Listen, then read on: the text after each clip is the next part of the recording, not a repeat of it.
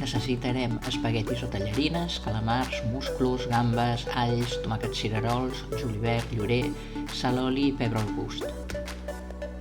Netegem bé els musclos. Posem una paella al foc amb un rajolí de vi blanc i una miqueta de llorer. Quan estigui ben calent, afegim els musclos i tapem amb foc viu. Els traiem del foc al moment que s'obrin. Separem una de les closques i reservem l'aigua de cocció. Tallem els calamars a rodanxes i els tomàquets per la meitat.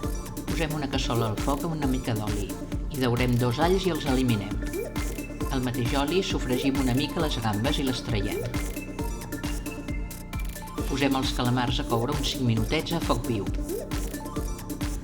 Afegim els tomàquets i ho fem coure uns 5 minuts més. Al mateix temps fem bullir la pasta amb aigua i sal uns 2 minuts menys del temps indicat en el paquet. Incorporem la pasta a la cassola i afegim un gotet de l'aigua dels musclos i una mica d'aigua de cocció si cal.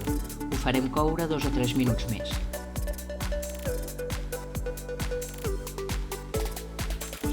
Finalment incorporem els musclos, les gambes i una miqueta de julivert picat.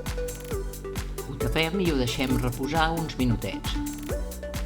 És una recepta ràpida i senzilla que dona molt bon resultat. Bon profit, espero que us agradi i fins aviat!